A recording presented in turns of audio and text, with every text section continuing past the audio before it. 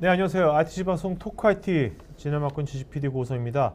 자, 오늘 아까 말씀드린 것처럼 이제 하이브리드 클라우드 첫 번째 세션에서는요, 하이브리드 클라우드가 지금 어떤 지금 그 추세로 가고 있는지 실제 이제 이런 아시아 퍼시픽에서 IT 담당하시는 임원분들 실제 설문조사한 결과 리포트, 펄스 리서치의 리포트를 갖고서 얘기를 나누도록 하겠습니다.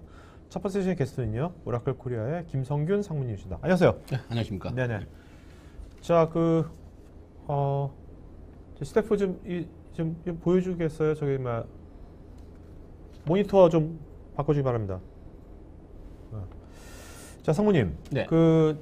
요 리서치가 여기 리포트가 언제 나온 겁니까? 이 리서치는 최근에 네. 약 2015년도부터 한 800명 정도의 그 에이펙의 그 인프라를 책임지는 CIO 대상으로 네. 지난 3년간 이제 리서치를 했고요. 네. 그리고 요 이제 형식의 그 발표는 한국뿐 아니라 최근에 이제 아시아 퍼시픽에서 이미 좀 발표가 됐었습니다. 아, 네네. 그래서 한국은 이제 오라클을 같이 발표를 했었고요. 네. 한국은 프로스트의 관점에서 리서치한 결과를 네. 이제 제가 대신 이제 발표하게 아, 됐습니다. 네네. 자, 일단 요새 클라우드가 성장하는 거 다 알고 있는데 네네. 약간 좀 이렇게 구분한다면 네네. 지금 퍼블릭과 프라이빗하고요. 네네. 하이브리드 클라우드가 주제니까 네네. 어떤 추세로 지금 성장하고 있습니까?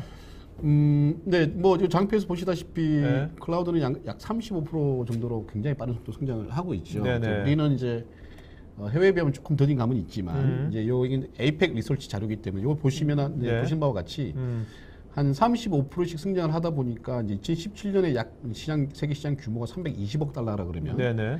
이제 2020년 3년 후에는 거의 2배가 됐죠. 640억 달러의 이렇게 시장이 됐고. 네. 근데 여기 재밌는 것은 50% 정도는 이제 퍼블릭 클라우드를 쓰고 있을 것이고, 네. 나머지 50%는 이 퍼블릭 클라우드 보완하는 형태, 이제 프라이빗 클라우드나 온프레미스나 저희가 이제 하이브리드 클라우드로 네네. 부르는 형태의 클라우드가 될 것이다. 이런 것이 이제 지금 전망치고요. 네.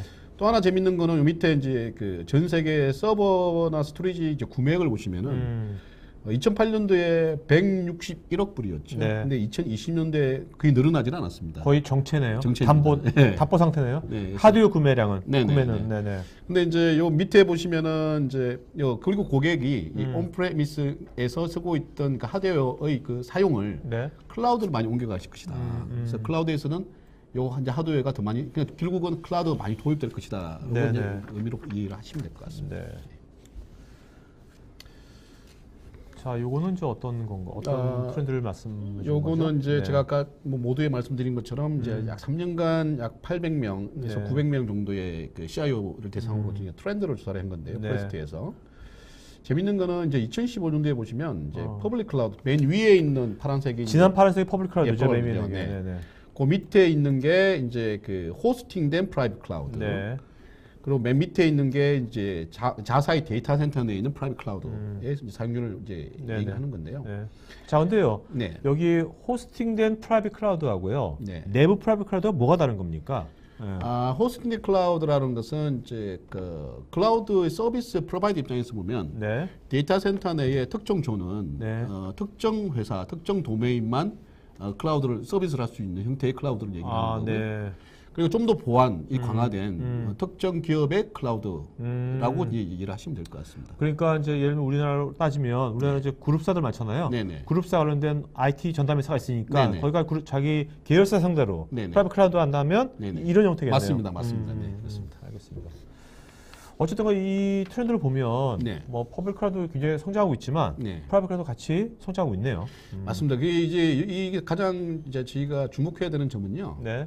첫 번째는 이제 퍼블릭 클라우드 성장하고 있지만 맨 밑에 프라이빗 클라우드를 보면 2015년도에 37%였다가 2017년 거의 2배가 성장했어요. 네네네. 그러니까 프라이빗 클라우드가 되게 빨리 성장하고 있다는 게 시사점이 하나고요.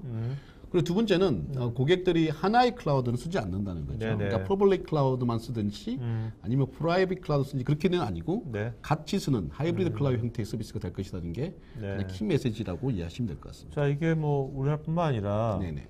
이게 전 세계적으로 네. 이제 프라이빗 클라우드가 계속 확장되는 네. 이런 가장 큰 뭐 이유는 같이 네. 공존하는 가장 큰 이유는 뭐라고 생각하십니까? 아무래도 이제 뒷장에 좀 더 자세한 이제 내용이 나올 텐데요. 네네. 이제 여러 가지 기업 고객의 특성. 첫 번째 클라우드로 가는 이유는 IT가 이제 뭐 데이터베이스나 트랜잭션이나 뭐 디바이스나 이런 것들이 무한정 늘어나면서 자본이 네. 무한하지는 않지 않습니까? 네네. 그래서 효율적으로 이제 컴퓨팅 리소스를 쓰기 위해서 클라우드 형태가 나왔는데 자 그러면은 기업 입장에서 이제 여러 가지 보안이라든지 업무의 중요라든지 이런 것들 때문에 네. 이걸 다 퍼블릭 클라우드로 쓸 수는 없는 거죠. 네네. 그래서 일부는 자기 자사 데이터 센터 내에서 이제 네. 프라이빗 클라우드는 온프레미스가 필요한 거고 또 어떤 업무들은 때에 따라서는 이제 퍼블릭 클라우드 형태가 필요한 거죠. 그래서 이런 이 기업의 비즈니스 특성상 엔터프라이즈 니즈에 따라서 네. 본제도 형태의 클라우드, 하이브리드 클라우드 형태로 간다고 말씀드릴 수가 있습니다. 그러니까 뭔가 이제 이렇게 아예 지금 올해 뭐 최근에 만드는 스타트업이라든지 네네. 이런 데는 바로 퍼블릭으로 다 갈 수 있겠죠. 기존 네. 자산이 없으니까. 맞습니다. 네. 기존에 뭔가 온프리미스 자산이 있는 그런 거 네네. 있는 데들은 네. 금방 갈 수가 없겠죠. 그죠? 맞습니다. 네. 네. 어떻게 하이브리드가 어떻게 여기 이 통계치에 나온 것처럼 네네. 이게 자연스러운 것 같아요. 네네. 이런 이유들이. 네. 자, 그다음에 뭐 프라이빗 클라우드 도입 이유 뭐 여러 가지가 있는데 지금 네. 아까 말씀하신 그런 거겠죠? 네. 네네 맞습니다. 여기서 이거 특별히 어떻게 우리가 좀 눈여겨볼 만한 포인트가 있을까요? 네. 이제 뭐 자세한 내용들은 이제 뭐 다 여기서 네네. 말씀드릴 수는 없고요. 네. 이저 여러 가지 이유들이 있는데 이걸 관통하는 공통적인 관점은 네. 결국은 이제 뭐 CIO들이 프라이빗 클라우드를 도입하는 가장 큰 이유는 비용 관리 때문이라는 겁니다. 네, 네. 그래서 결국은 이제 경제적인 관점, 경제적인 효율성 때문에 CIO들이 프라이빗 클라우드를 많이 도입하고 있고 그리고 또 하나는 몇 년 전만 해도 이제 프라이빗 클라우드를 많이들 검토를 안 하셨어요. 네. 왜냐하면 기술적인 미성숙이나 뭐 경험이 좀 부족해서. 음. 근데 지금은 여러 부분들이 많이 보완이 됐다는 거죠. 네. 그래서 좀 더 자신감도 생겼고 그래서 자체적으로 자체 데이터 센터 내에서 프라이빗 클라우드도 이제 CIO들이 많이 도입하려고 네. 검토를 하고 계십니다. 어떻습니까? 지금 그 우리나라에서는 네. 우리나라에서 지금 프라이빗 클라우드가 지금 어떻게 지금 가고 있는지. 네. 우리나라 같은 경우에는 아직까지는 이제 그 조그만 이제 스타트 컴퍼니 같은 경우에는 네. 이제 여러 가지 퍼블릭 클라우드 많이 사용을 하고 네, 있고요. 네. 우리나라 기업 같은 경우는 또 유니크한 게 이제 그룹사들이 있지 않습니까? 네, 그렇죠. 말씀하신 것처럼. 네. 그래서 이제 여러 가지 데이터나 보안 뭐 이런 규제 이런 문제들 때문에 아직까지는 많은 기업 대기업들이 클라우드 형태로 많이 가시지는 않으셨지만 네네. 준비들은 많이 하고 계십니다. 네네. 그래서 자체 데이터 센터 내에 이제 여러 가지 그 파일럿 형태의 클라우드도 지금 준비를 하고 계시고요. 그리고 특히나 이제 그룹사 SI 분들께서는 이제 그룹사를 대상으로 이제 프라이빗 클라우드, 아까 네네. 호스팅된 프라이빗 클라우드 형태의 서비스도 준비를 하고 계시고, 그리고 이제 몇몇 이제 가장 보수적이라고 할 수 있는 금융기관에 계신 고객들도 네. UTL 같은 것들을 고민하시면서 시험적인 형태의 네. 그 클라우드, 프라이빗 클라우드 같은 것도 또 꾸며서 사용하시려고 생각하고 계십니다. 네. 뭐 금융권 하시는 거 우리나라가 워낙 이제 유닉스가 강세였지 않습니까? 그렇죠. 그렇죠? 요즘 좀 덜한 것 같아요. 그래도. 네, 그죠? 네. 뭐 지금은 몇몇 개의 금융기관들은 UTL 통해서 이미 네. 이제 엑스파일속을 많이 갔고요. 네네. 제가 최근에 만나는 고객분, 특히 은행이나 금융권에 계시는 고객분들도 다음 차세대 같은 경우에는 이제 UTL을 같이 고민하시겠다는 분들이 많이 계시는 것 같습니다. 네. 어떻게 보면 이제 우리나라가 이제 이 클라우드가 좀 늦은 거지 않습니까? 네. 늦다 보니까 네. 지금은 이제 뭐 프라이빗만 한다보다 아까 오늘 주제 이제 하이브리드로 네, 네. 아예 처음부터 좀 늦었지만 네. 늦게 간 김에 네. 하이브리드 클라우드로 이제 같이 가는 게 많을 것 같네요. 맞습니다. 말씀 들어보니까. 네, 네. 자 여기 보면 그 뭐 클라우드 플랫폼에서 가장 많이 바라는 것은 일단은 뭐 뭘까요? 가성비 뭘까요? 어떤 걸까요? 지금 아까 뭐 가성비 말씀하셨는데. 네, 이게 클라우드 플랫폼에서 이제 바라는 거는 네. 이제 여기서 네. 그 중요한 게 보시면은 이제 네. 비즈니스 의사 결정권자와 IT 의사 결정권자가 바라는 겁니다. 아, 네네. 네, 네. 그래서 이게 어. 약 600명 정도는 이제 요 프레스트에서 이제 IT를 담당하시는 의사 결정권자 네, 네. 대상으로 설문조사를 했고요. 아, 한 300명 정도는 이제 뭐 비즈니스 우리나라 네네. 치면은 이제 CEO 같은 분들이겠죠. 네네. 여러분들 대상으로 이제 클라우드를 왜 가시려고 하십니까? 그리고 클라우드로 도입하면 어떤 부분을 바라십니까? 이런 네네. 이제 설문조사를 하는 내용이에요. 네네. 근데 재밌는 건 이 설문조사 결과를 보면은 네. 몇몇 결과만 아이템만 제거는 거의 동일하다는 거예요. 바라는 것들이. 네네. 그러니까 이게 왜 중요하냐면은 결국 클라우드가 성공하기 위해서는 이 비즈니스 담당자와 이 IT 담당자가 커뮤니케이션이 잘 돼야 됩니다. 네. 그래서 클라우드를 바라보는 관점, 클라우드의 도입 효과, 기대치 이런 것들이 컨센서스를 이루고 그리고 비즈니스의 어떤 임원들로부터 스폰서십을 잘 받아야만 클라우드가 성공할 수가 있습니다. 그래서 이런 것들이 나중에 장표에 나오겠지만 클라우드에 대한 어떤 업무를 클라우드에 옮길 것이냐 고민하실 때 업무의 어떤 프라이티를 정하는 것에 대해서 네. 비즈니스 담당자를 early involve해서 네네. 그분들과 이제 이 업무에 대한 이해도를 정확히 높이는 게 굉장히 중요한 요소라고 할 수 있습니다. 네. 자, 우리 이제 여기서 이제 퍼스트 리서치에서 네. 이제 이런 이제 리포트 실제 이제 이거를 그 통계자를 내면서 네. 하이브리드 클라우드의 이제 성공을 위한 이제 5가지 네, 요소를 네. 잡았네요. 네, 맞습니다. 하나하나 한번 알아보도록 하죠. 네, 네, 네네. 네. 자, 맨 처음에 이제 네. 이 최적화라면 뭘 말하는 겁니까? 저는 두 가지인데요. 네. 그러니까 결국은 이제 고객들이 하이브리드 클라우드를 쓰게 되면 이제 프라이빗이나 온프레미스 형태도 쓰게 될 거고 이제 퍼블릭 클라우드 같이 쓰게 될 거지 않습니까? 네네. 그러면 기업 입장에서는 이 온프레미스 환경에서 이제 예를 들어 어플리케이션을 퍼블릭 클라우드로 옮길 때 시니스한 환경이 구성이 돼야 되겠죠. 네네. 그래서 만약에 이제 예를 들어서 이게 프라이빗 클라우드에서는 잘 돌아갔는데 퍼블릭 클라우드로 올렸더니 어플리케이션 구성이 안 되더라. 네네. 아니면 또 반대로 퍼블릭 클라우드에서 개발을 했는데 네. 실제 이제 프로덕션 환경에 와서 프라이빗 옮기니까 잘 안 돌아가다. 일반 안 되지 않습니까? 네네네. 그래서 심리스한 환경을 아키텍처를 고민해야 된다는 게 첫 번째고요. 네네. 그리고 어떤 어플리케이션, 어떤 데이터를 프라이빗에 두고 어떤 데이터를 퍼블릭 둘 거냐는 고민. 네네. 그런 것들은 결국은 이제 그런 일단 레이턴시 문제라든지 네. 스루풋이라든지 데이터에 대한 어떤 보안 문제라든지 이런 것들 요소를 가지고 프라이빗과 퍼블릭 클라우드를 잘 나누어서 네. 가장 최적화시키는 게 성공 요소 중에 중요한 요소다. 네. 그건 이제 프레스트는 보고 있습니다. 네. 자, 우리가 이제 클라우드 얘기하는데 네. 재무가 갑자기 왜 나오는 겁니까? 재무의 중요성이. 네.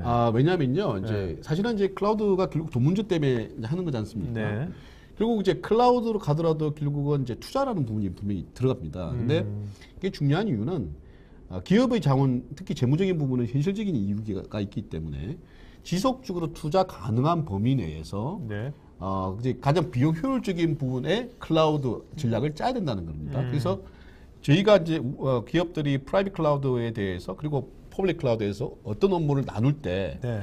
기업의 비용적인 관점에서 나누는 효율적으로 나누는 것도 굉장히 중요한 요소라는 거죠. 네네네. 그리고 이제 이런 재무 모델들은 굉장히 현실적이어야 되고 실행 가능해야 되고 그리고 이런 어떤 지표를 둬서 이제 마일스톤이 필요하다는 거죠. 네네. 그래서 1개월, 3개월, 6개월치의 클라우드의 방향과 목표 이런 것들을 두고 그걸 잘 관리하는 게 또 하이브리드 클라우드 성공 요소 중에 중요한 요소다. 이 점이 네. 아까 그 상무님께서 비즈니스 사이드하고 네. IT 사이드하고 네. 서로 뭐 커뮤니케이션하고 네. 콜라보레이션이 되게 중요하다고 그랬지 않습니까? 네, 네, 네. 뭐 이 점이 이제 그걸 시사하는 거네요. 그죠? 네, 네, 맞습니다. 네네. 네. 자, 그다음에 워크로드에 대해서 최적화라고 했는데 네, 네. 네. 요거는 어떤 얘기죠? 요게 이제 아까 조금 전에 말씀드린 같은 내용인데요. 그러니까 그 여러 가지 이해관계자들은 틀리죠. 그러니까 네. IT를 담당하시는 분들의 이해관계와 비즈니스를 담당하시는 이해관계, 그리고 비즈니스를 담당하는 분들 중에서 자기 업무에 따라서 서로 이해관계는 다 틀릴 수가 있는데, 네네.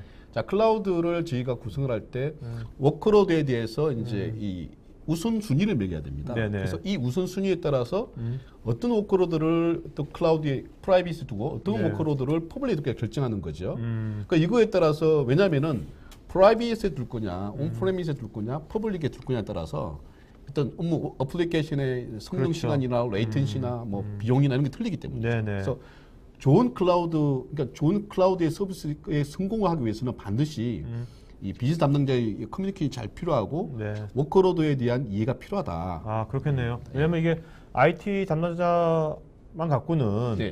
이 다양한 이제 업무라든지 네네. 데이터의 어떤 어떤 중요도라든지 컨텍스트를 네네. 다 이해할 수 없는 거지 맞습니다. 않습니까? 네. 그죠? 네네. 현업부서랑 같이 커뮤니케이션 해야지만 네. 어떤 그 우선순위가 나오는 거겠죠. 네, 맞습니다. 네. 자, 그다음에 이제 우리가 이제 이런 아까 유틸 말씀하셨는데 네네. 뭐 이 클라우드로 이제 마이그레이션 하려면 네네. 뭐 마이그레이션 할 때 기존의 내 데이터, 네. 내 애플시는 어떻게 될까? 네네. 이런 것들 고민들이 많을 것 같거든요. 네네. 네, 그런 거에 대한 방법론이 좀 말씀 좀 해주시죠. 네. 이게 보시면은 이제 크게 이 포레스트에서는 이제 실제 마이그레이션한 고객사들을 조사하고 연구를 해보니까 네. 크게 마이그레이션은 두 가지 방법이 있다고 합니다. 첫 네. 번째는 이제 리프트 앤 시프트 방식. 네. 이 리프트 앤 시프트 방식은 이제 말 그대로 들어 옮기는 방식. 그러니까 예를 들어서 제가 이 자사의 데이터 온프레미스 쓰고 있는 이 네. 어플리케이션이 있으면 네. 이거를 이제 똑같은 형태, 똑같은 환경으로 이제 거기다가 구성을 구성을 해가지고 구성을 하는 겁니다. 네, 근데 네, 이거는 네. 굉장히 좀 복잡한 방식입니다. 네, 왜냐하면은 이 환경이 틀리기 때문에 그리고 그러니까 여러 가지 고려해야 되는 요소들이 너무 많은 거죠. 네네. 뭐 예를 들어서 서티 문제라든지 네트워크 문제라든지 네네. 그다음에 뭐 라이센싱 정책의 그렇죠, 문제라든지 그렇죠. 그다음에 뭐 비용도 많이 들어가겠네요. 예, 그렇습니다. 그래서 이 리프트 앤 시프트 방식은 굉장히 좀 복잡한 방식이 될 수도 있고 그렇기 때문에 이제 이 마이그레이션 하는데 기간도 많이 소요가 되는 거고요.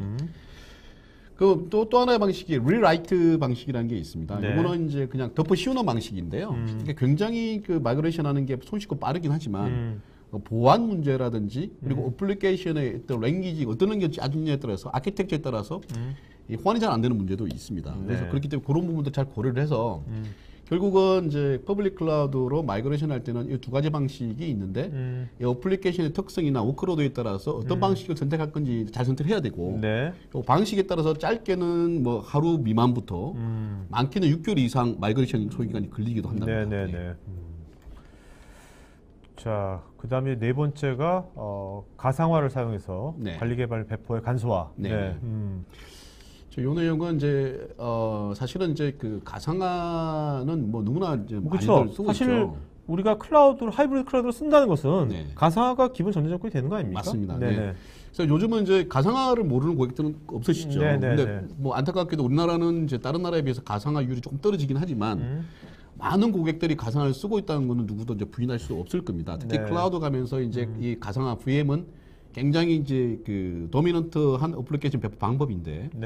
근데 이 요즘 그 가상화의 어떤 한계점을 극복하기 위한 새로운 기술이 나오기 시작했죠. 컨테이너 같은 거죠. 그래서 이 컨테이너 나오기 시작하면서 이제 이 컨테이너 기술은 이 가상화가 가지고 있던 어떤 그 오버라이드를 가지고 있음으로 해서 이 하드웨어의 자원을 100% 활용하지 못한다는 그런 단점이라든지 아니면 요즘은 또 마이크로 서비스라 그래가지고 어플리케이션의 특정 그 기능만 배포하려고 하는 이런 또 요구사항도 많이 늘어나고 있거든요. 그리고 또 어플리케이션을 마이그레이션 할 때 기존의 베어메탈 환경 그대로 들어서 이제 옮기고 싶은 니즈들이 분명히 있는데 가상화를 하게 되면은 오버헤드가 하나 생기는 거죠. 그렇죠. 자, 그러한 것들을 극복하기 위해서 요즘은 이제 컨테이너 기술들이 이제 혁신적으로 그냥 부상 중이라는. 또 요즘은 이제 뭐 이게 디지털 경제 시대라서 그런지 뭔가 바로바로 바로바로 이동할 수 있고, 그죠? 바로바로 그냥 큰 뭐 오버헤드 없이 바로 저기도 갈 수 있고 이런 시대에 맞는 기술들이 뜨는 것 같아요. 맞습니다. 비즈니스가 그래야 되니까. 그렇죠. 그죠? 자, 오픈 소스 뭐 그죠? 근데 이제 궁금한 게 이게 이제 아까 보니까 이제 에이펙에 뭐 CIO라든지 에이펙에 그런 분들 한국도 포함되지 모르겠지만 어떻습니까? 이제 그 에이펙에서는 우리나라 오픈 소스에서 많이 부사하고 있는데 에이펙은 어떤가요? 지금? 실제 에이펙에서는 이제 오픈 소스의 사용률이 한국보다는 좀 더 높은 편입니다. 왜냐하면 이제 첫 번째는 아까 가상화율 자체도 좀 높은 편이고 그리고 클라우드를 사용하는 고객도 우리나라보다는 좀 높은 편이다 보니 당연히 오픈 소스의 사용률도 우리나라보다 높은 편입니다. 자, 이게 이제 뭐 오픈소스에 대한 것은 우리가 뭐 중요하다는 건 부산은 다 알고 있지만 여기서 요 리서치 리포트에서 특별히 뭐 언급한 것 중에서 뭐 특이할 거는 뭐 있을까요? 뭐 고객들께서 인지하고 계시는 내용일 텐데 이제 저희가 하이브리드 클라우드라고 생각을 보면 결국은 고객 입장에서 보면 프라이빗 클라우드와 이제 그 퍼블릭 클라우드를 동시에 생각을 해야 되지 않습니까? 그러면은 특정 어플리케이션에 락인이 되어 있다든지 이러다 보면은 아무래도 아키텍처나 사용에 제한이 있죠. 그리고 개방성이 떨어지고. 고객 입장에서는 하이브리드 클라우드가 성공하기 위해서는 결국은 프라이빗 클라우드와 그러니까 퍼블릭 클라우드가 내가 사용하고 싶은 니즈에 따라서 자유롭게 사용할 수 있어야 되고 그 다음에 이제 그 어떤 그 호환성을 가지고 있어야 되고 뭐 이런 니즈들이 필요하지 않습니까? 근데 지금은 오픈 소스들이 많이 좋아졌죠. 특히나 이제 OS 같은 경우는 거의 대표적인 가장 대세 오픈 소스로 할 수 있고요. 그리고 근데 하나 이제 분명한 점은 대부분의 고객이 또 한가 간과할 수 있는 점은 오픈소스 공짜가 아니냐는 점인데요.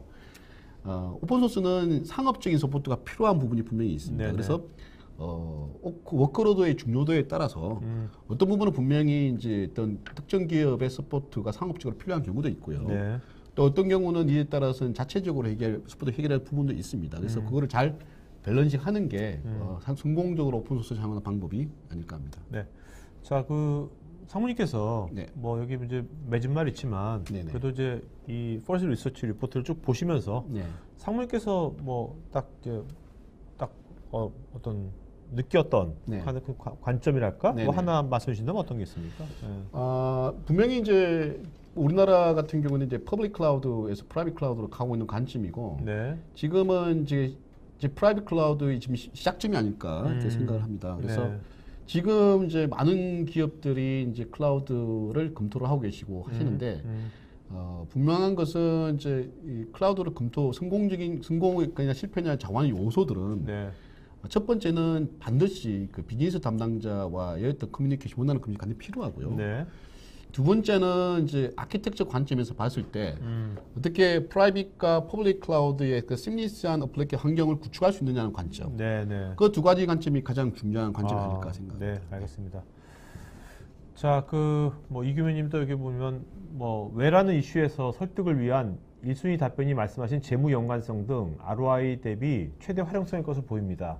이 부분에서 의사결정권자의 명확한 가시성이 없다면 설득력이 많이 떨어지더군요. 라고 경험을 말씀해 주셨습니다. 네네. 네. 그래서 뭐 맞는 말씀이시고요. 네네. 이제 사실 그래서 그 말씀드렸듯이 클라우드가 성공하기 위해서는 비즈니스 케이스가 있어야 됩니다. 네. 그래서 구체적으로 어떤 비즈니스의 니즈 때문에 클라우드가 가야 되고 이러한 내용이 잘 습득되지 않으면 특히나 이제 그 비즈니스를 담당하는 임원이 잘 습득되지 않으면 네네. 이 클라우드 가기는 네. IT 담당자 입장에 여러 가지 챌린지가 많습니다. 그럴 것 같아요. 왜냐하면 이 클라우드란 것이요. 네. 결국은 이제 비즈니스가 지금 민첩하게 변하고 있잖아요. 네네. 그거를 뭔가 뒷받침해 주려고 도입하는 거잖아요. 맞습니다. 그러니까 네. 비즈니스 뗄래야 뗄 수가 없는 거죠. 네네. 클라우드는 그죠? 네네네. 네네.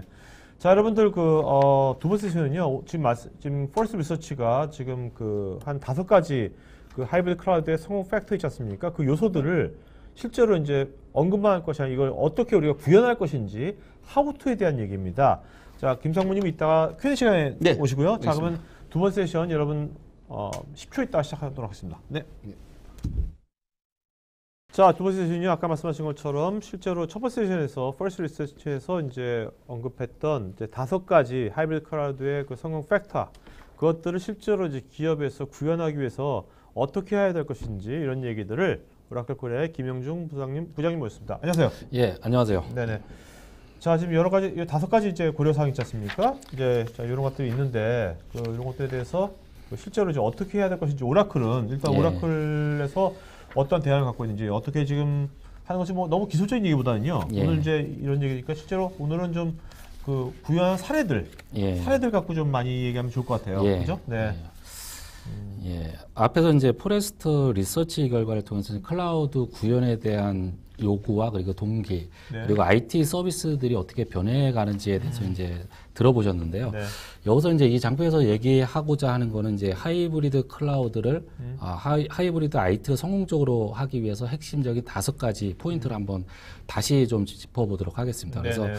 프라이빗과 퍼블릭 클라우드에 대해서 전반적으로 이제 어떻게 최적화 그리고 표준화를 할 수 있는지에 대한 고려사항이 하나가 있을 거고요. 그리고 크리티컬한 워크로드를 어떻게 하면 이제 또 최적화 시킬 수 있는지에 대한 또 생각을 또 하셔야 되겠죠. 기존에 이제 온프라미스나 아니면은 레가시 어플리케이션들이 기존의 환경에서 잘 돌고 있다라고 하면은 이런 것들을 이제 클라우드로 넘겨가기 위해서는 네. 어떻게 좀 더 옵티마이즈를 해야 되는지에 대한 고민이 있을 거고요.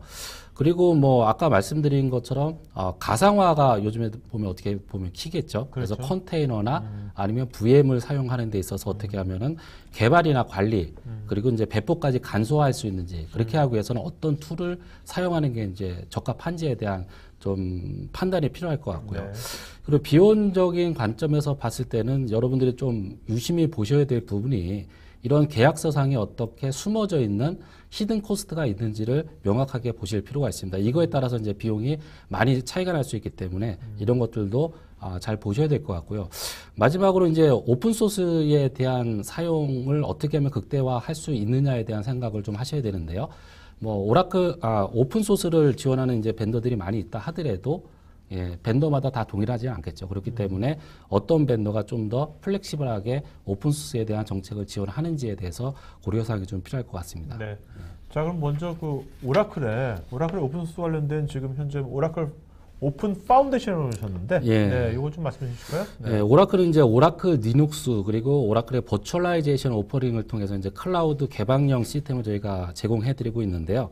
이제 운영 체제로 따지면 이제 오라클 리눅스겠죠. 오라클 리눅스 이제 데이터 센터의 하드웨어나 아니면 이제 퍼블릭 클라우드에서 이제 고객분들이 마음대로 이제 선택을 하셔서 사용하실 수가 있고요. 저희는 이제 오라클 리눅스를 저희가 투자를 한 게 1998년에 상용화된 데이터베이스를 서포트 하면서부터 저희가 리눅스에 지원과 투자를 계속 해왔고요. 지금 현재까지도 이제 리눅스의 커뮤니티에 계속해서 이제 기여를 하고 있는데요. 리눅스에 대한 어떤 코드 기여라든가 아니면 테스팅 프로그램에 대한 개발이라든가 아니면 모범 사례에 대한 개발을 통해서 리눅스 이제 커뮤니티에 지속적으로 저희가 기여를 하고 있고요. 저희가 2007년도에는 리눅스 파운데이션의 플래티넘 멤버로 저희가 등록을 했습니다. 그때부터 이제 펀딩을 하기 시작을 했고요. 2006년도에는 저희가 오라클 리눅스에 대한 배포판 그리고 지원 프로그램을 저희가 시작하면서 이제 오라클 리눅스라고 하는 거를 고객분들한테 딜리버리 시작을 하게 되었습니다. 그리고 이제 오라클 리눅스는 기존에 이제 많이 사용하고 계시던 레드 엔터프라이즈 리눅스라든가 센트 OS와 이제 100% 호환성을 제공하고 있기 때문에 쉽게 오라클 리눅스로 이제 마이그레이션을 할 수 있는 그러한 것들도 저희가 제공을 하고 있고요. 뭐 가상화 입장에서 보면 저희가 오픈 VM이라고 하는데 저희는 오픈 소스 하이퍼바이저인 젠을 기반으로 하고 있습니다. 그렇기 때문에 서티가 난 모든 X86 하드웨어에 오라클 VM을 설치해서 이제 사용을 하실 수가 있고요.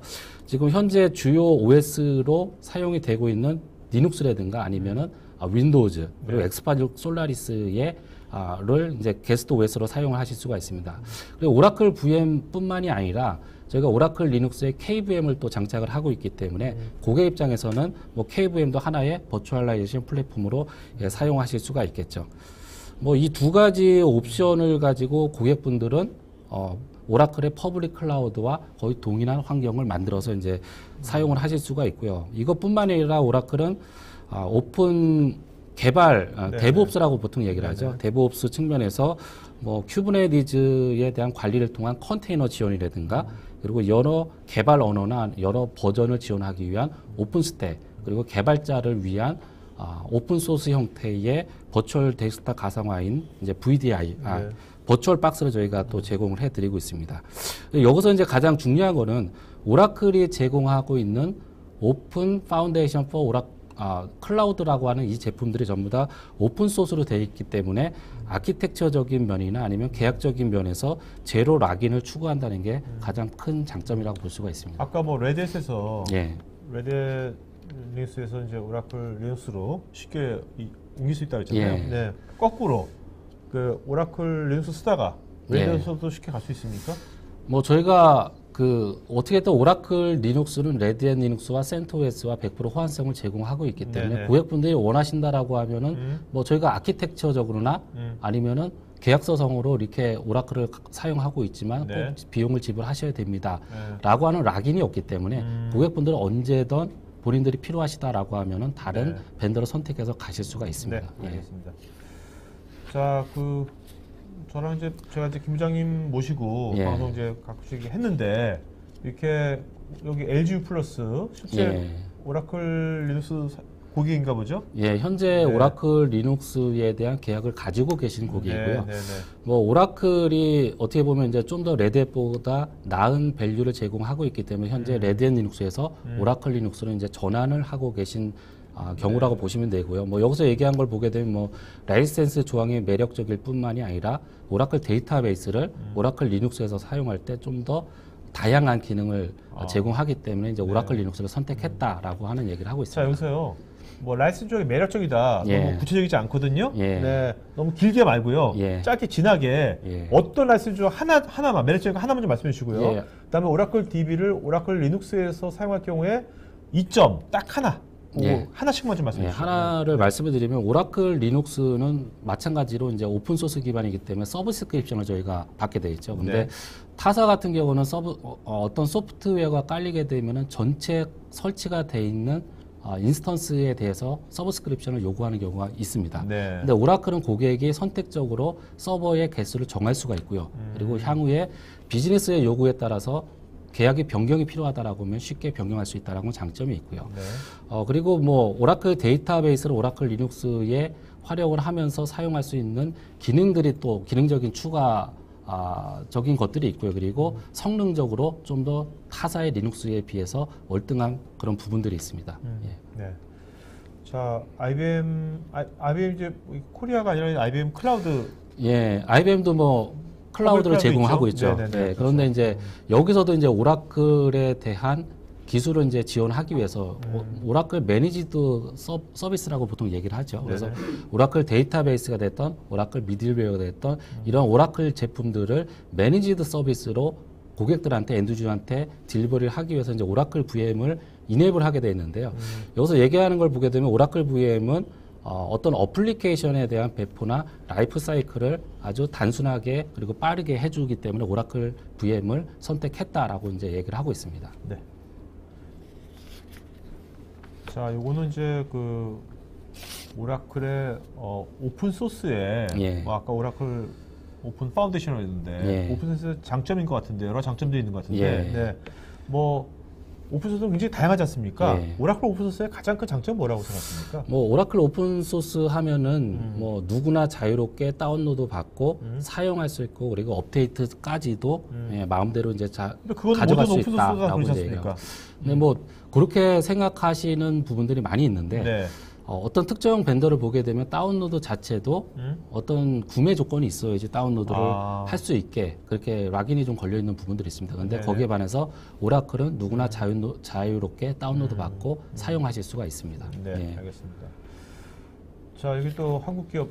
제가 지금 방송하면서 부장님과 방송하면서 몇 년 됐는데 이렇게 한국 기업이 예. 이게 장표에 나온 거는 오늘이 처음인 것 같아요. 예, 지금 많이 KT 같은 경우는 네. 어떻게 보면 저희 제품을 어, 빨리 사용한 얼리 어댑터 중에 하나라고 보시면 네네. 돼요. 근데 아, 거의 저희 제품을 사용하신 게 7년 어휴, 정도가 좀 네. 지난 것 같습니다. 네. 현재까지도 지금 내부의 프라이빗 클라우드에서 오라클 VM 그리고 오라클 리눅스 상의 아키텍처를 가지고 잘 운영을 하고 계신데요. 네네.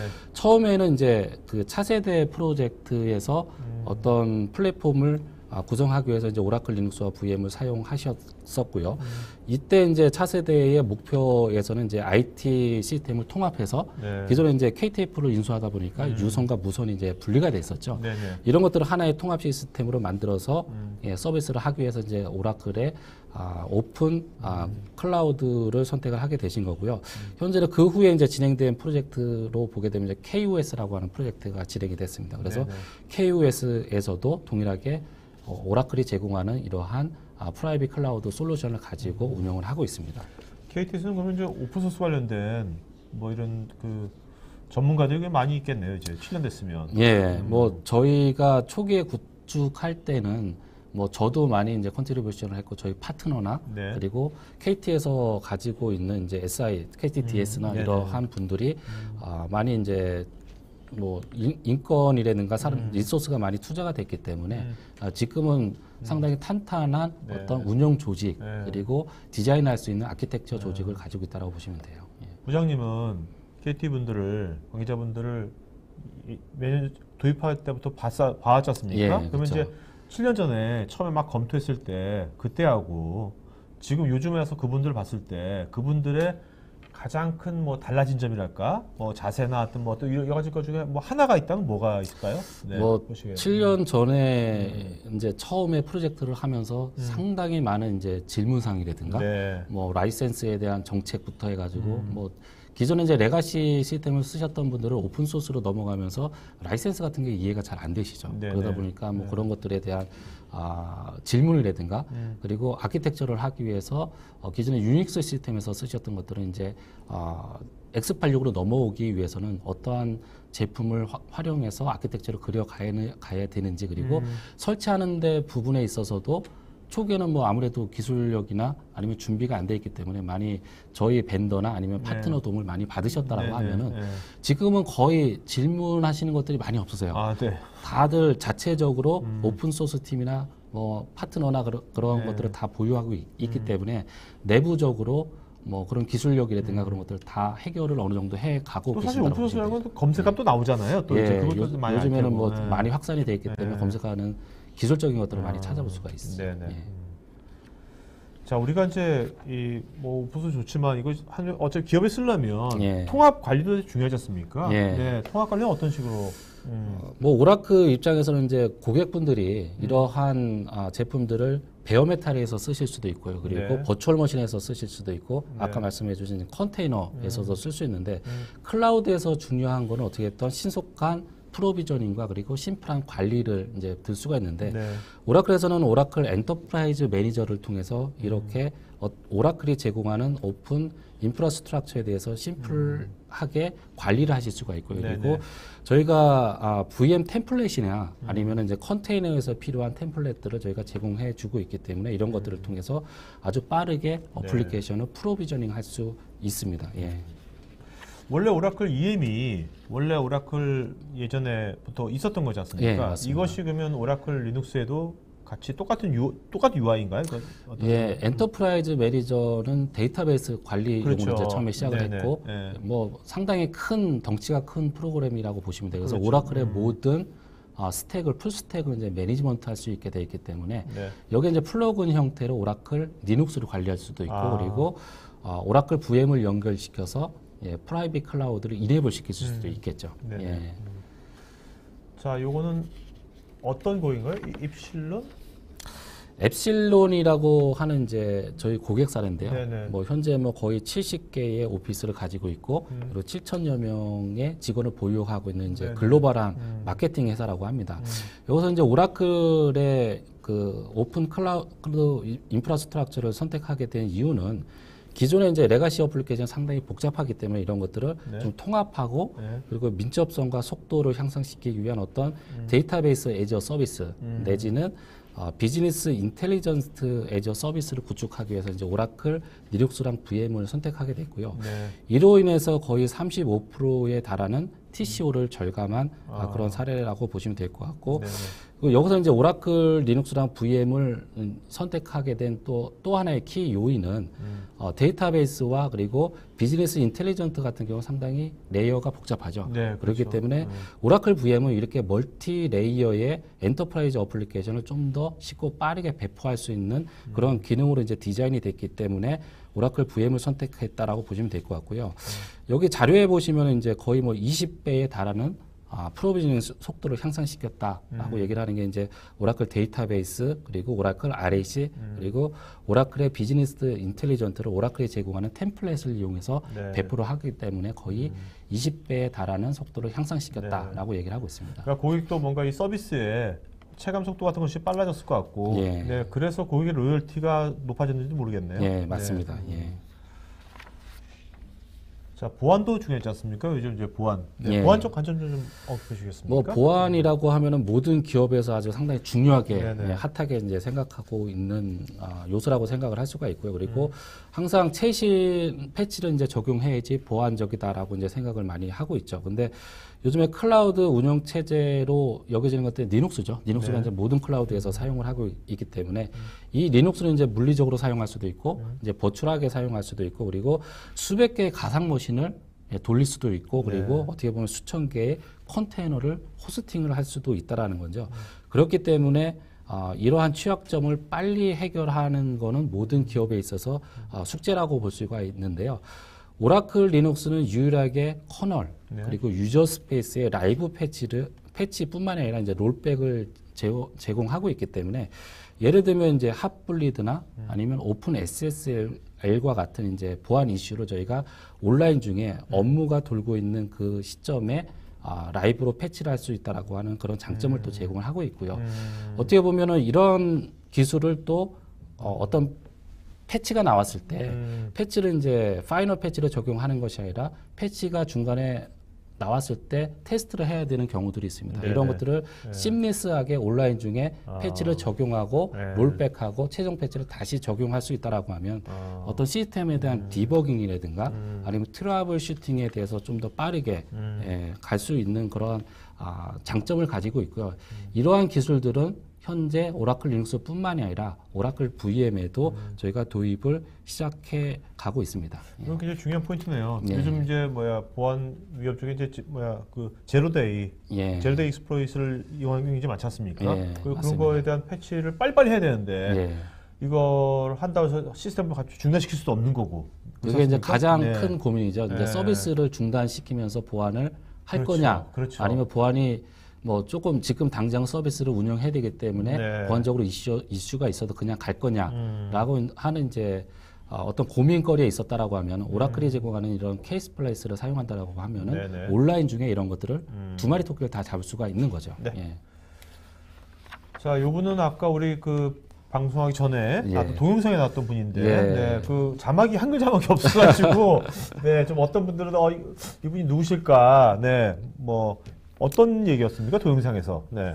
예, 지금 뭐 기존에 이제 저희가 시작하기 전에 동영상으로 보여드렸던 거는 유나이티드 에어라인의 지금 시니어 매니저로 돼 있죠. 네네네. 시니어 매니저분이 이제 얘기를 한 건데 저희 오라클 리눅스를 선택한 가장 큰 이유는 케이스 플라이스다. 네. 예, 케이스 플라이스가 본인들의 어떤 업무 시스템에 대해서 서비스 가용성을 높여주고 그리고 ROI를 높여줬기 때문에 오라클 리눅스를 선택하게 되었는데 기존에 1500대의 서버를 보안을 적용하기 위해서는 수달이 걸렸다라고 합니다. 네네. 이렇게 하기 위해서는 어플리케이션 담당자와 얘기를 통해서 다운타임을 잡았어야 됐다라고 하면은 현재 오라클 리눅스를 선택하고 난 이후에는 네네. 다운타임 없이 취약점을 제거하면서 단지 며칠 정도만 시간이 투자가 된다라고 하면 이런 것들을 해결할 수 있기 때문에 상당히 서비스를 가용성을 높이면서 ROI를 향상시키는데 상당히 많은 도움을 줬다라고 하는 얘기를 했습니다. 네. 예.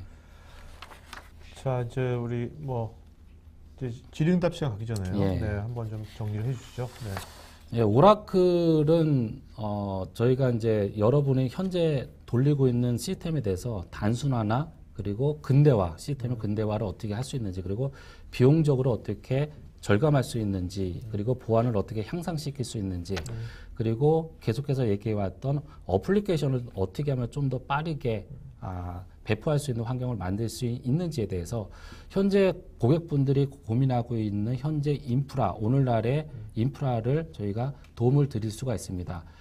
그렇기 때문에 오늘날의 인프라를 이렇게 구성을 하신다라고 하는 얘기는 내일에 클라우드에 대한 어떤 이동이 있으실 때 기존의 모든 인프라가 옵티마이즈가 되고 클라우드 레디가 됐다라고 하면 쉽게 클라우드로 넘어갈 수 있기 때문에 지금의 투자는 어떻게 됐던 내일의 클라우드를 준비하는 데 있어서의 투자 가치까지도 같이 포함이 된다라고 보시면 될 것 같습니다. 그래서 저희는 뭐 어쨌든 여러 고객분들을 통해서 이러한 클라우드에 대한 패스를 계속해서 저희가 지원을 해 가고 있기 때문에 현재 인프라에 대해서 옵티마이즈나 이런 것들이 필요하신 분들이라고 하면은 오라클이 제공하는 솔루션, 지금 뭐 오픈스택이나 뭐 큐브네티즈를 포함한 더커라든가 여러 가지 저희가 솔루션을 가지고 있기 때문에 이런 것들을 가지고 클라우드 레디된 인프라스트럭처를 구성하실 수가 있습니다. 네. 자, 여기 보면 이제 디스커버리 워크숍 요청 예. 뭐 요청할 수 있는 것 같은데 이게 뭡니까 이게? 예, 뭐 지금 저희가 방송에서 많은 얘기를 할 수는 없기 때문에 네네. 아주 하이 레벨에서 저희가 말씀을 드렸다라고 하면은 실제적으로 고객의 사이트는 상당히 다 틀리죠. 네네. 뭐 요구 사항이나 아니면 환경들이 다 틀리기 때문에 네.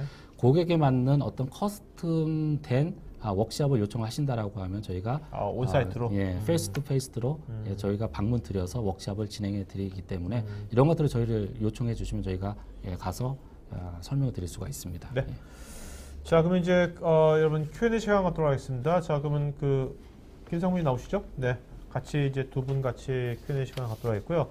그 두 분 이제 답변하시면서 그 김 위원장께서 좋은 질문 하시면 한 분 이름 좀 적어주시기 예. 바랍니다. 네. 자, 이제 Q&A 하도록 하겠습니다. 그리고 여러분 지금 설문조사 하고 있으니까요. 설문에 응해주시면 좋겠습니다. 더 좋은 방송 만드는 반영하겠고요. 설문하신 분 중에서 저희가 또 추첨해서 USB 허브 보내도록 하겠습니다.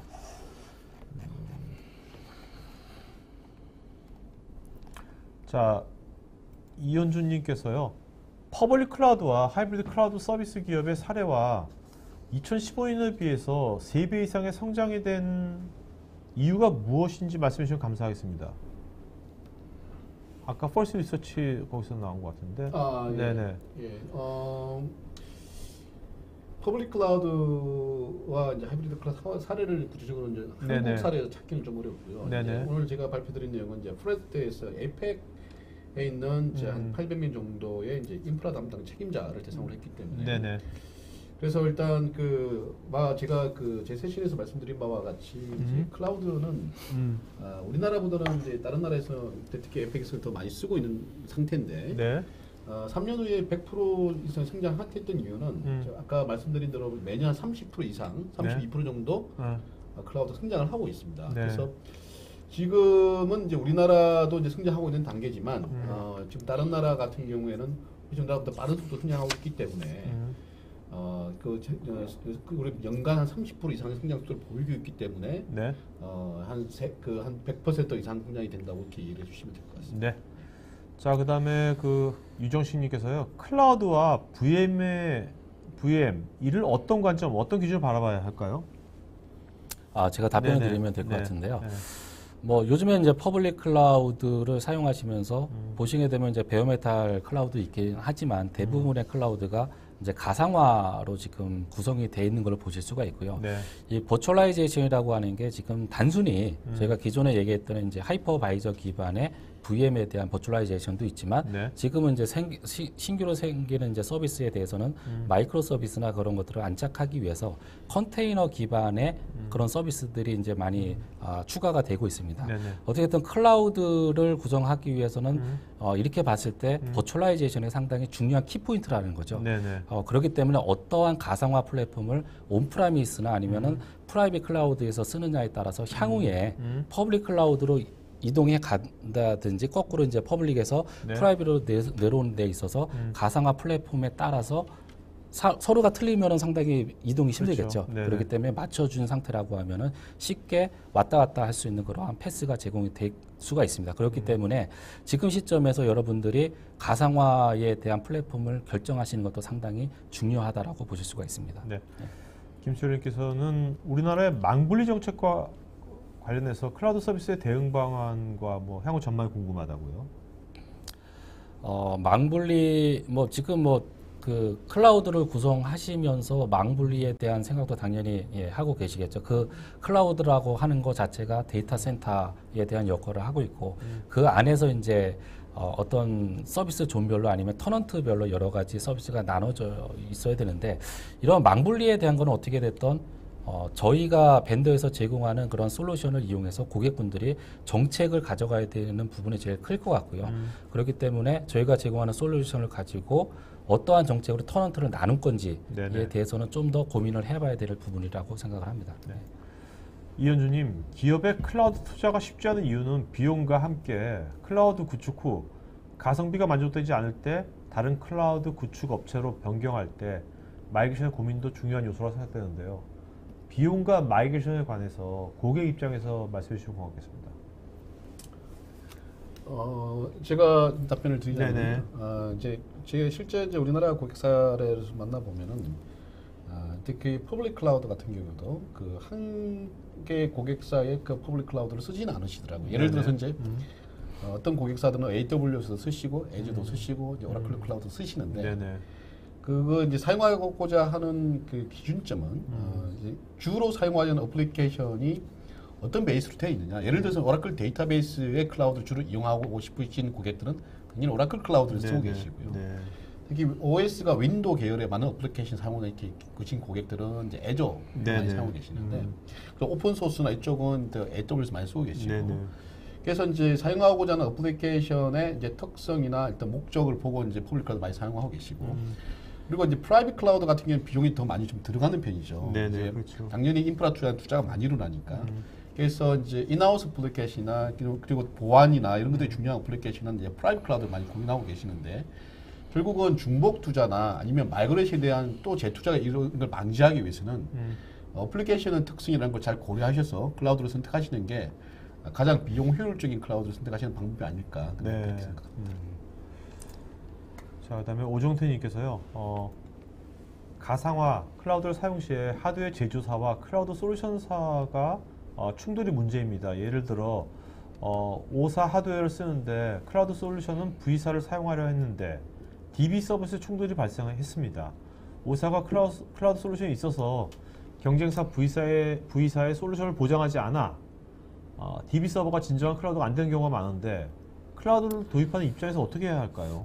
이게 이제 저희가 고객분들을 만나보면은 네. UTL이나 아니면 클라우드로 가시는 고객분들의 제일 많이 이제 고민거리 중에 큰 고민거리 중에 하나가 이제 이 부분인데요. 네. 기존에 UTL을 하시면서 많은 서비스들은 쉽게 X86으로 넘기시고 VM웨어나 아니면 KVM이나 하이퍼V에 넘기신다라고 하면은 네. 뭐 나머지 남아 있는 오라클이 가지고 있는 오라클 데이터베이스라든가 오라클 미들웨어 어플리케이션들은 어떤 그 가상화에 대한 어떤 추가적인 서티피케이션을 요구하는 부분들이 있거든요. 네. 그렇기 때문에 이제 VM웨어나 타 가상화에 이제 얹어지지 못하는 경우들이 있는데 저희가 이제 오늘 이제 제공해드리는 솔루션들은 가상화부터 이제 OS까지 다 포함이 되어 있고 거기에 오픈 스택이나 아니면 컨테이너까지 다 포함이 되어 있기 때문에 저희가 제공해드리는 이 솔루션 안에서는 뭐 타사의 서드파티 어플리케이션에 대한 클라우드에 대한 운용도 가능하시고요. 그리고 오라클이 저희가 제공하고 있는 모든 솔루션에 대해서 클라우드에 대한 접목이 가능하실 수가 있습니다. 그래서 예를 들면은 오라클이 이제 한 달 정도 됐죠. 오픈스택 4.0을 발표를 했는데 기존 같은 경우는 오픈스택에서 어떤 엔터프라이즈 어플리케이션에 대한 서비스를 구현하는 게 되게 제약적이었다라는 거죠. 근데 요번에 저희가 발표하는 오픈스택 4.0에서는 오라클 데이터베이스 RH에 대한 DB 애저 서비스까지도 저희가 가능하게 저희가 배포가 됐기 때문에 이러한 오픈 아키텍처의 솔루션을 쓰신다라고 하면은 어떤 제약 없이 클라우드를 구성하실 수 있을 거라고 봅니다. 예. 자, 그다음에 김경환님께서요. 클라우드에서 오라클이 담당하는 부분은 소프트웨어 부분이라고 생각되는데요. 성능을 위해서 하드웨어 인프라도 중요하다고 생각되는데 어떠한 하드웨어 벤더들과 가장 궁합이 좋은지 궁금합니다. 뭐 저희는 그 표준 아키텍처를 제공하고 있기 때문에 모든 타사의 X86 하드웨어에서 다 서티가 났다라고 하면 다 돌리실 수가 있고요. 네. 그리고 오라클 자체적으로도 뭐 저희가 뭐 올 패키지로 해서 HCI라고 요즘 얘기를 하죠. 그러한 뭐 하드웨어부터 하이퍼바이저, OS 모든 것들이 다 접목된 그런 일체형 하드웨어도 있고요. 네. 뭐 그거 외에도 고객분들이 선호하는 하드웨어 벤더가 있으시다라고 하면은 선택을 하셔서 서티가 났는지를 확인하셔서 저희가 소개해드린 이런 제품을 올리신다라고 하면은 오라클에서 퍼블릭 클라우드에서 사용하고 있는 아키텍처를 동일하게 소프트웨어 관점에서 동일한 아키텍처를 온프라이머스에서도 사용을 하실 수가 있겠죠. 네. 예. 이호숙님, 클라우드의 장점은 순간 증가 트래픽 리소스에 대해서 긴급 추가할 수 있다는 점이 좋은데요. 오라클의 경우 DB 사용에 대해서 현재 용량 수요 또는 예상 수출을 확정해서 탄력적으로 축소, 확장을 자동화하도록 구현할 수 있는지요. 비용 절감 관점에서 자동화를 통해 비용을 절감할 수 있다면 임원 레벨에 어필하기 좋을 것 같아서요. 이 부분은 뭐 인프라 레벨보다는 좀 더 하이 레벨로 올라가서 이제 DB 쪽의 영역을 좀 봐야 될 것 같은데요. 네. 저희가 제공하는 이제 오픈스택에서 아까 말씀드린 DB 애저 서비스 같은 경우는 인스턴스 단위로 어떤 요구에 따라서 만들어서 이제 배포를 할 수 있다라고 하면은 네. 여기서 좀 더 나가서 이제 엘라스틱한 환경을 원하신다라고 하면은 엔터프라이즈 매니저와의 어떤 연계를 통해서 DB에 대한 어떤 워크로드를 증가할 수 있는 그런 아키텍처를 구성을 하셔야 되는데 이런 것들은 좀 더 기술적으로 어떤 확인이 필요하시면 저희한테 컨택을 주시면은 저희가 담당 택 쪽 엔지니어를 연결을 시켜서 가이드를 받을 수 있도록 해드리도록 하겠습니다. 네. 스태프는 나중에 댓글창에 오늘 그 나오신 두 분 그 이메일 주소 좀 적어주시면요. 여러분 나중에 추가적인 질문들은 그 이메일로 하시기 바랍니다. 그다음에 뭐 제품이나 그런 거에 대한 문의는 여기 여러분들 댓글창 우측 하단에 문의하기 버튼을 누르시고 거기서 좀 추가로 질문하시면 되겠고요. 이현주님, 오라클 클라우드를 사용하면 백업에 대한 걱정은 하지 않아도 되는 건지요? 자동으로 지원되는 것인지요?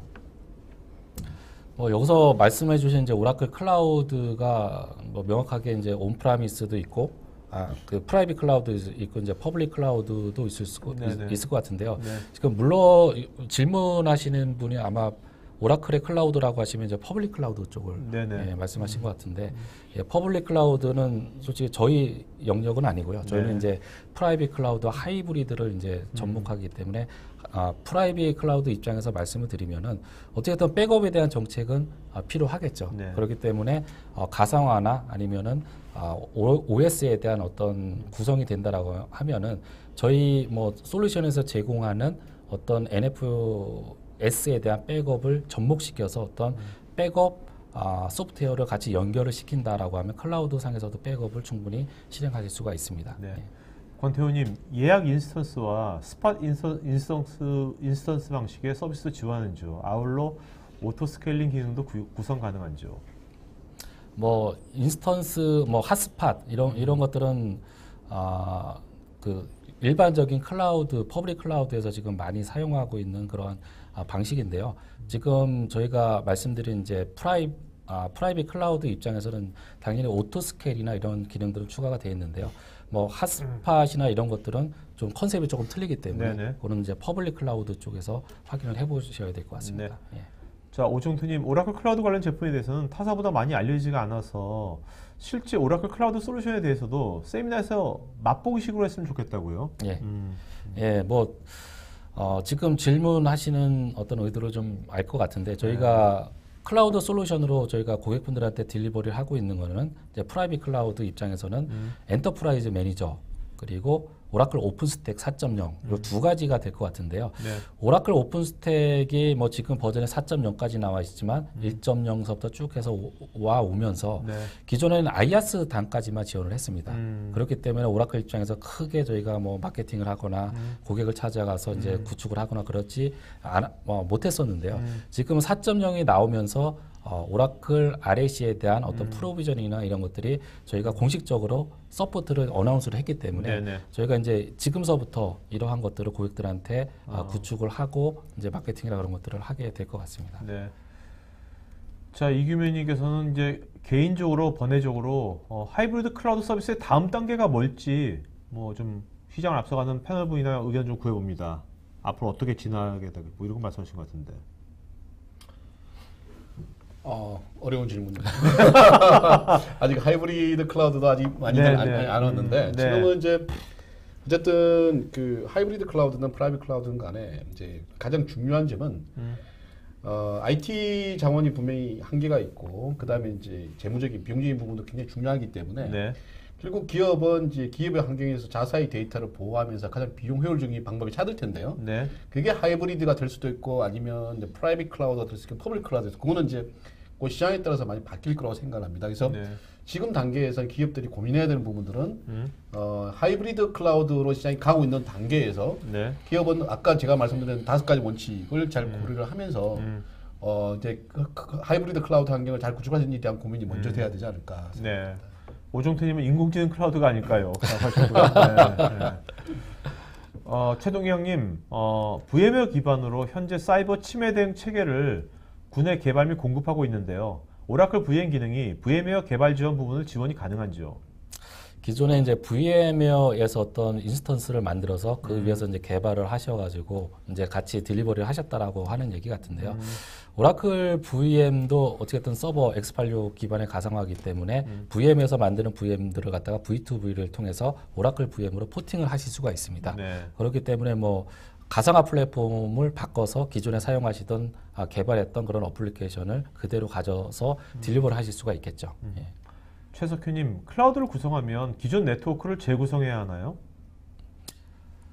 클라우드를 구성을 이거는 좀 뭐야 아까 이제 유튜브에 같이 뭔가 마이그레이션 할 때 뭐 그런 관점에서 말씀해 주신다면 뭐 클라우드를 구성하기 위해서는 당연히 네트워크망이 기존보다는 좀 더 많이 필요로 하실 거예요. 예를 들면 내부적으로 사용을 해야 되는 어떤 인터커넥터 간의 통신을 하기 위한 서버 간의 통신을 하기 위한 망이 더 필요하겠죠. 기존에는 뭐 단독 서버로 간다라고 하면 서비스망만 필요했다라고 하면은 클라우드로 가면서는 어떤 매니지먼트망이 필요할 거고요.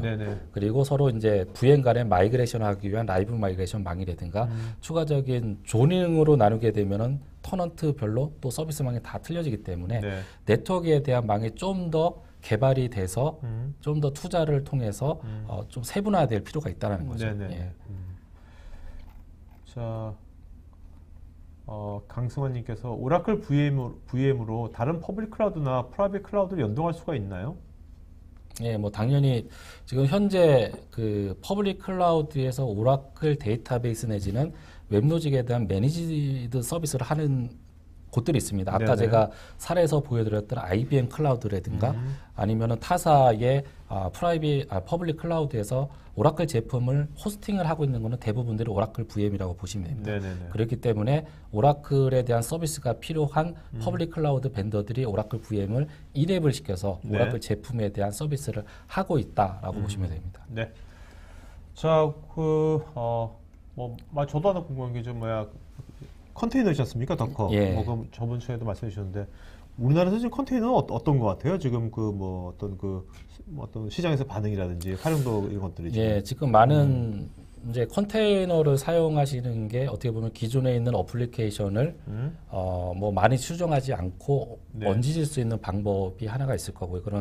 그렇게 해서 간다라고 하면은 많은 부분은 아니겠지만 네. 소량 부분에 대해서는 기존의 어플리케이션을 얹어서 갈 수 있는 방안이 하나가 있고 두 번째로는 이제 신규 아키텍처들은 대부분이 컨테이너 형태로 이제 가고 개발을 하고 있고 로드맵을 가져가고 있다라고 네, 하는 거죠. 네, 네.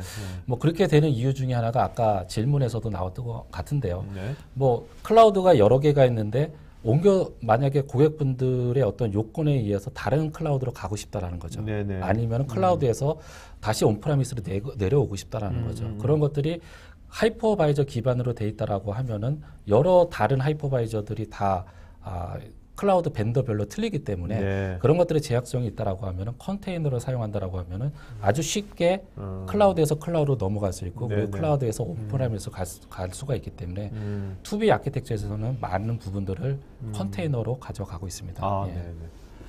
자, 오늘 질문하신 분 중에서 한 분 좀 이름 불러주시겠습니까? 네. 뭐 아까 네. 이규면님, 이규면님. 예. 네, 네. 자, 이규면님은요, 저희 스태프 이메일 주소로 본인 이름, 주소, 핸드폰 이메일 보시면 저희가 USB 스피커인가요? 그거 보여드리도록 하겠습니다. 자, 여러분 설문 마저 해주시면요, 저희가 더 좋은 방송 만드는 데 반영하겠고요. 설문하신 분 중에서 추첨해서 저희가 USB 허브 보여드리도록 하겠습니다. 자, 오늘 상무님, 오늘 처음 해보시니까 어떠세요? 첫 방송이라 굉장히 떨립니다. 예, 네. 그래서 어떻게 좀 잘 됐는지 모르겠는데, 네, 네, 네. 뭐 하여튼 좋은 기회였던 것 같습니다. 네네. 자, 어쨌든 간에 앞으로 이제 여러분들 오늘 이제 제가 이제 하면서 오라클 리눅스, 오라클 이제 오픈소스 파운데이션 쪽에 여러 가지 것들이 국내 이제 기업 고객 사례들이 나왔는데 앞으로 다음번에는 실제 그분들이 여기 직접 나오셔가지고 예. 같이 얘기하면 좋을 것 같아요. 예. 네네, 그런 기회가 되면 좋을 것 같습니다. 자, 오늘 방송에서 마치는 거겠고요. 여러분 오늘 적극 참여해주셔서 고맙습니다. 네, 좋은 오후 보내주시고요. 네, 고맙습니다. 네. 고맙습니다.